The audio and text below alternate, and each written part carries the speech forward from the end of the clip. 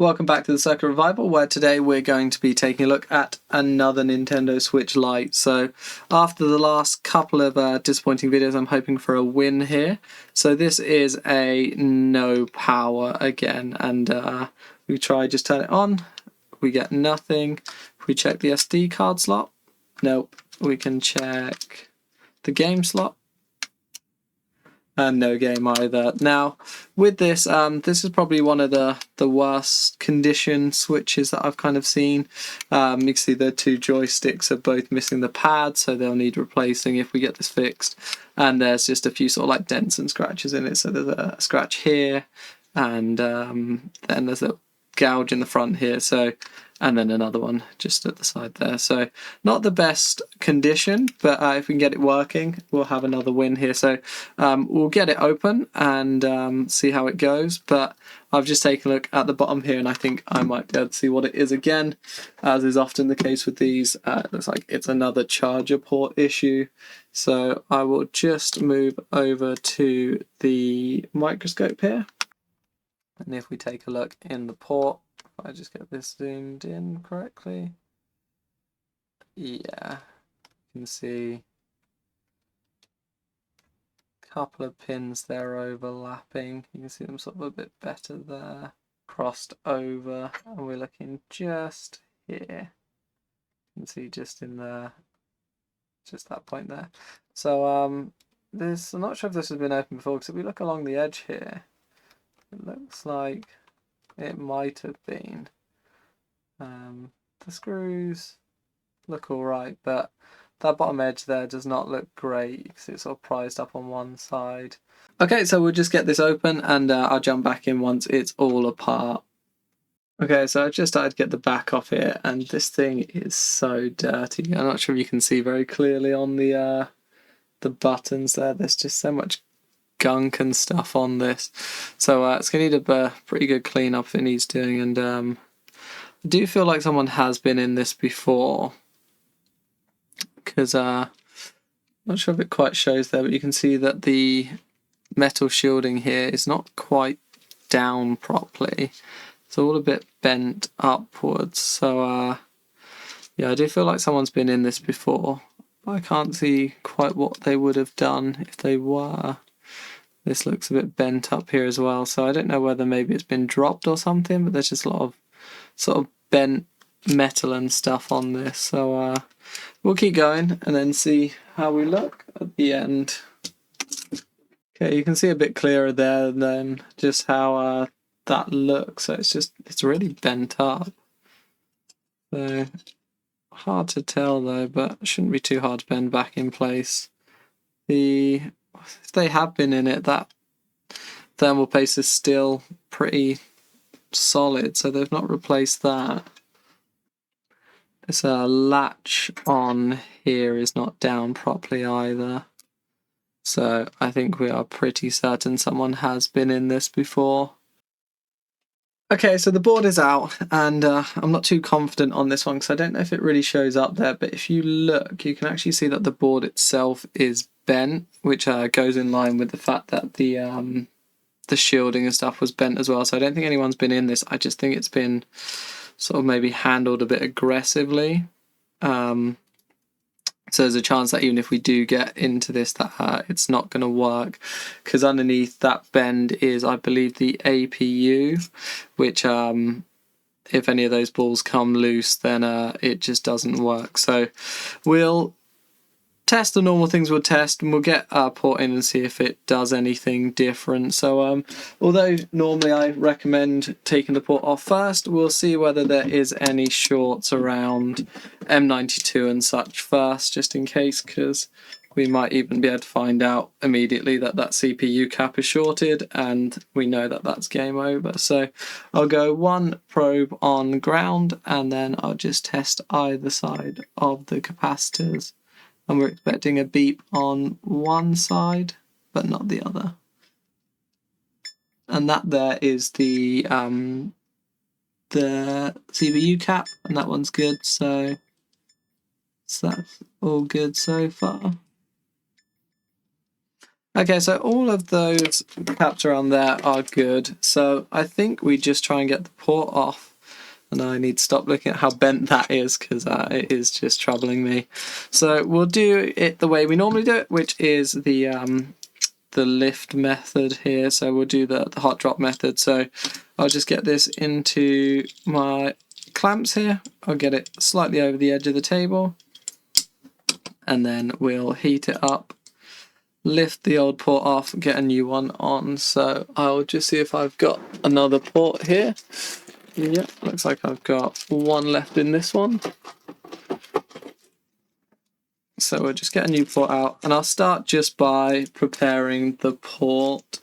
So to do that, I'm just going to add a little bit of flux to it, and then I'll run some solder across all the pins. Okay, so here we are just under the microscope. I'll just get my iron, get a bit of solder, some tweezers. I can just hold this down in place. We'll just run our iron across the pins.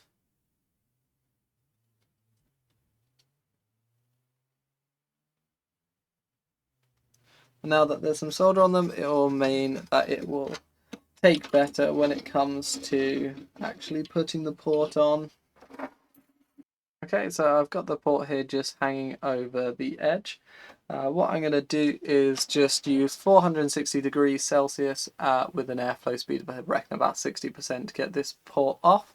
And then I'll add some leaded solder to the board, and then we'll get the new port on. So I'll just start by adding just a tiny bit of flux on there.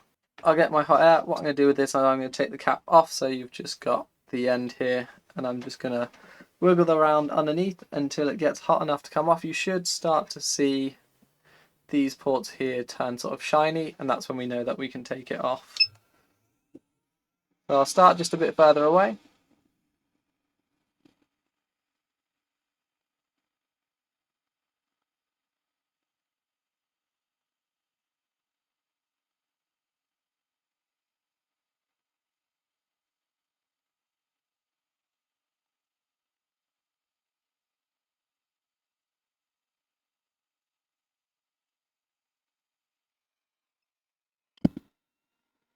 So what I'm going to do here is just add some leaded solder.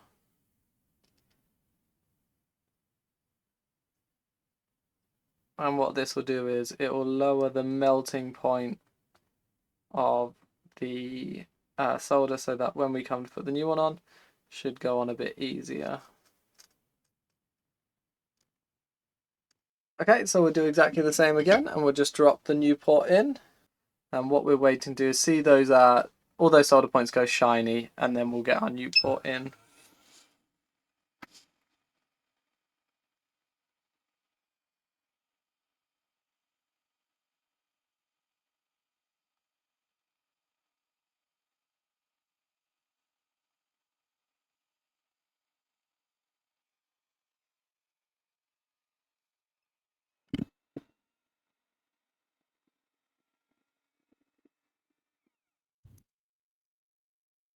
So what I'm just going to do is I'm just going to clean this up a bit whilst it's still hot, because the flux is easier to get off whilst it's hot. And I just want it to cool down enough for me to be able to add some IPA to it, and we'll just try and get these last few bits off. Something tells me that I may have picked up the cotton swab that had all of the thermal paste on it, because what I have done there is just put thermal paste all over this port. So if you're wondering why it looks like that, that's why. Let's just try and see if we can get that off. Try and make this all clean again. Okay, they all look good, but we'll double check them just in case. So I'll just give each pin just a little nudge. Okay, they're all soldered on nicely. And I think what we'll do is we'll just get our ammeter here, and hopefully should give us quite an immediate answer as to what's going on with this. So just here is the ammeter. When we plug this in, what we are hoping to see is 15 volts, and then we're hoping to see the number jump up and then come back down. So in 3, 2, 1. Okay, we got 5 volts for a second, 11, 15. Okay, the other way.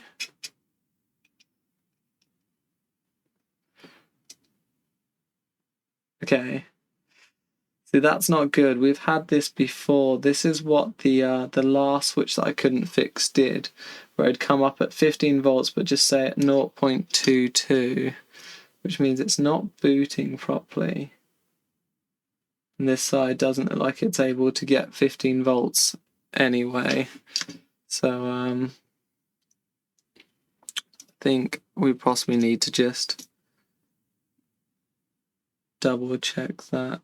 Okay, so that is getting 15, or is that 5 still? 5, 3. Okay, so the fact we're not getting 15 both ways, okay, that looks normal. Okay, I think that is a normal boot there. So we're just not getting 15 volts this way. Okay, so I think that is a port issue there. So I think we'll just come in with a reflow on that, because I think that is only going to charge one way. So we saw a normal boot there where it went up and came back down, but the fact it's not doing that on the other side and we're only getting 5 volts makes me think it's not quite connected properly. Now that could be an M92 issue, but I don't know enough to be able to be certain. But the fact it's not getting 15 volts just makes me think that maybe it's not quite connected properly. So we'll come over to the microscope again, and then I'm just going to reheat it, wiggle it around a bit, and then we'll double check afterwards, and this time I'm not going to put thermal paste all over it.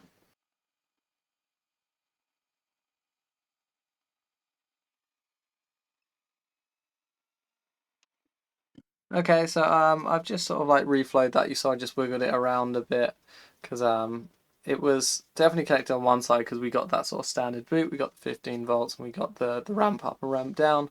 But the fact that we didn't get it on the other side makes me think it is just the port wasn't connected properly.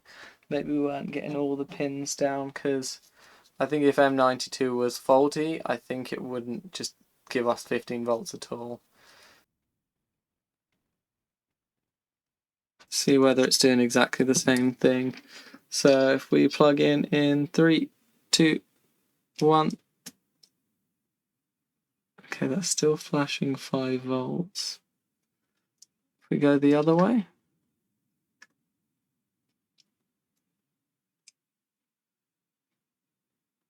And that's still giving us a normal boot. Just double check it's not filled with flux or anything, so I'll just give it a little clean out with a toothbrush and something like it. It could be the port.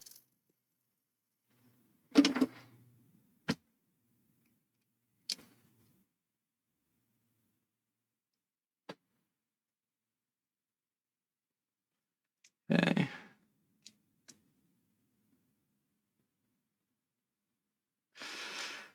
Yeah, so I'm unsure as to what that is. I think we'll get it in and double check it when it's in, before we just start swapping chips over, because I'm still not certain it's not the actual port itself. So it could just be that we need to completely swap the port once again, because I'm not certain it's not the port, because I'm sure you can fill in the gaps down in comments below for me. If we have a bad M92, can it work one way and not the other, or is that always a port issue? So we're definitely getting charge on one side. In the meantime, what we probably need to do at least is let's get these analog sticks replaced. And I might do just a little bit of searching around, trying to see if I can find out whether that is an M92 issue or not. So this first one should be nice and easy. It looks like we just get the screws here undone. And there's that. You can see it's all damaged and broken. And I've got here a box of analog stick replacements. If I can get into this. Okay, here we go. And I think we're going to stick with the white ones for this, because I think all the other buttons on it are white. So we'll stick with these. So with this, I think we just go in like so. You just have to sort of like wiggle it through. Okay, and then we can just get one of our screws.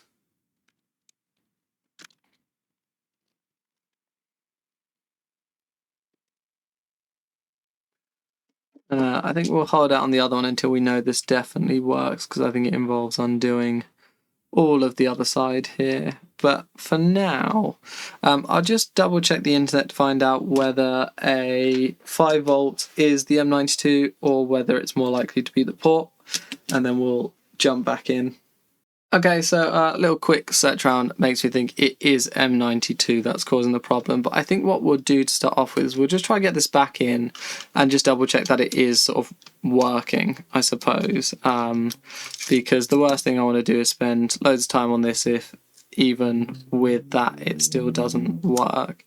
So we'll just get this in and we'll just test it actually boots up normally with the port swap there. I'm sure it will do one way, we'll just make sure it does the other way as well. Okay, so I think that's enough in to test this. So we'll test it this way. And this is the 15 volts. And we have the charger symbol there, so that's good. So I just want to see whether it's doing the same on the other side. So if I flip this over, yeah, see, I'm getting nothing that way. So it's only charging one way. So we know the screen is good on this as well. So I'm thinking what I'm going to do is swap M92 and see whether we can get this to work. Because I've tried, obviously, reflowing that port. There's a chance there's still an issue with it, but the fact it's communicating and getting the 5 volts makes me think it's not the port. Because I think if it was the port, we would get nothing on that other side. But the fact that we're getting something makes me think that it's the M92 there. So just get this back out the chassis. Okay, so here we are back under the microscope again, and here is M92. So this is one of the common faults on this, and I've got my replacement here. So what I'm going to do is use hot air to get this replaced. Well, what I'll start off with is, like I did with the port, I'm just going to prepare the new chip slightly, so I'll just put a bit of flux on it and I'll get that ready just off to the side here. And we'll just go around the edge here.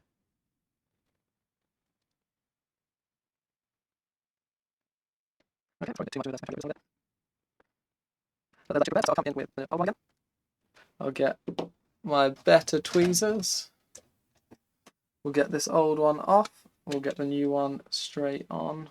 So I bought a pair of the mechanic tweezers, these ones with this sort of like angled edge on them, and they're great. I couldn't recommend them more really, especially compared to the sort of like cheap 50p ones I've been using up until this point. The only problem they've got is they've got a bit of sticky stuff on them, which means they sort of like stick together a bit. So I'll just try and clean that off. And I'll just get a bit of flux around M92 here, just a little bit. We'll do the same airflow and everything, just this time I've got my nozzle on, and we'll just get this off and get the new one in.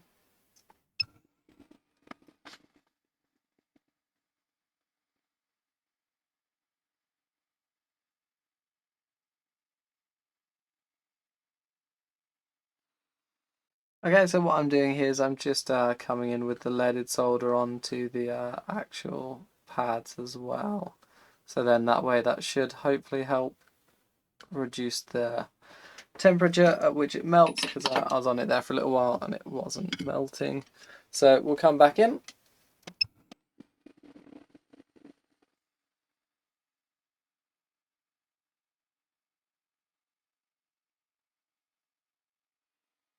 So normally I would have given a push down on that, but that looked like it sort of floated itself perfectly into place. So I didn't want to push it down and cause any excess solder to pop out the sides and therefore sort of like interfere with anything else around it. So we'll just give this a clean up first of all and see if it works. If it did, that's great, because you saw with the airflow it was sort of blowing it around, but then as soon as I sort of pulled the airflow away, it started to kind of pull it back into place and it's sort of like sat centralized. So I'm hoping this means that I don't need to push it down, but if not, if we take a look and it doesn't look sort of even, I'll come back in with the hot air and I'll just push it straight down. Will mean we'll probably have to come in and touch up the edges a bit with the soldering iron, because normally when you do that it pushes sort of excess solder out the sides, and then they can bridge together. Oh, and there you go, and that's why we push it down. So you can see it's lifted up on one side.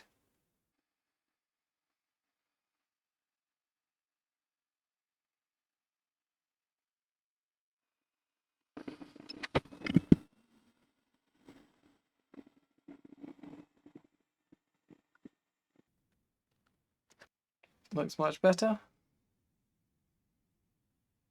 Much better.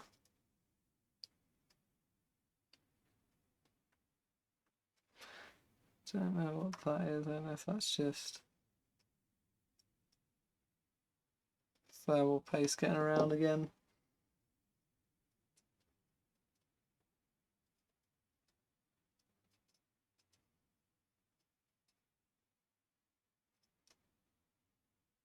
Looks good.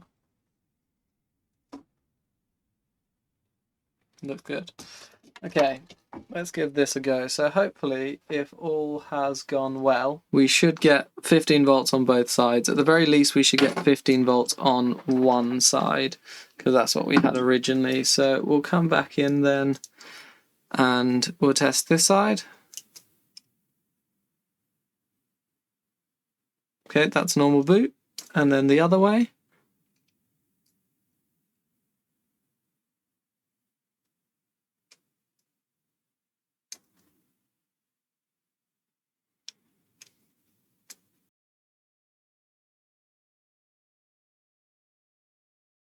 So unless you guys have any other suggestions, I'm just going to get this back together for now so that we can double check everything else, but we'll get this other analog stick swapped out first of all.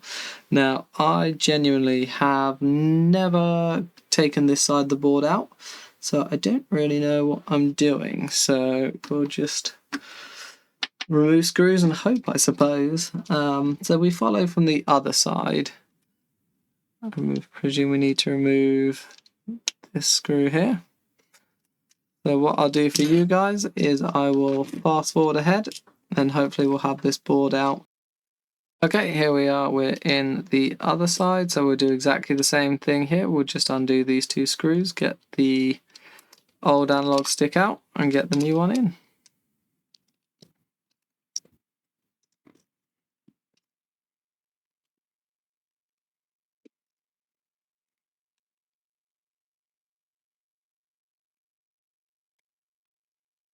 Okay, there we go. Now we just need to make sure we bend this ribbon cable part back up so that we can then plug it back in. So I'm trying to see if I can just get this back in place. Okay, so we're all back together there and everything's gone together. So we'll just get this plugged back in, just make sure it's still charging the one way around. Got nothing that way. And if we turn it around, we have charge there. Okay, so it works still one way, which is good. We'll leave this to charge up for a bit then.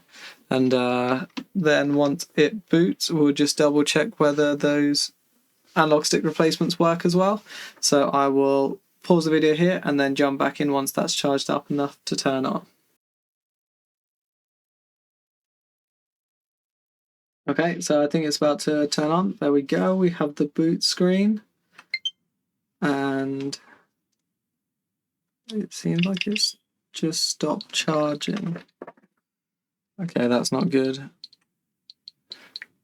Okay, I think we have to get it apart anyway because either the buttons are constantly pressed down or there's something wrong with these analog sticks because they're going, but it's also stopped charging. So I'm just going to switch this around. Still nothing there. Still nothing there. So it's just decided to stop charging. See if we can get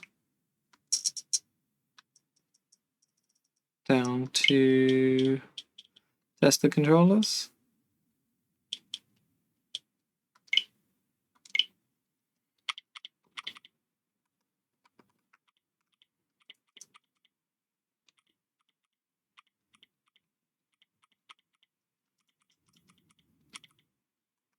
So I think it's this one here. I think that has a problem because I've got the right one but not the left one. So if we come out of that, test the touchscreen still good. And then we calibrate the control sticks. You can see it's not even working. So I'm going to have to swap that left analog stick either way. The right one seems fine. But it looks like we're going to have to do a bit of work anyway because it stopped charging. What I'm going to do is I'm just going to pop off to the side quickly and just double check with an official charger and see what it does.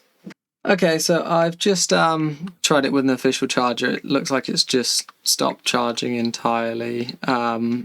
And I'm also not sure if it shows up, but just where this is, there's 2 lines on the screen as well. So this really isn't in the best condition. But I think what I'm going to do is I'm going to have to pause this video here. We'll call this a no fix for now. I think we'll end the video here, and I think I'll have to come back and try a round 2 on this one. So for now, we're going to make this 6-3, and that makes 3 in a row as far as no fixes go. But I think we'll do a revisit in this one. But thanks for watching, and we'll see you in the next one.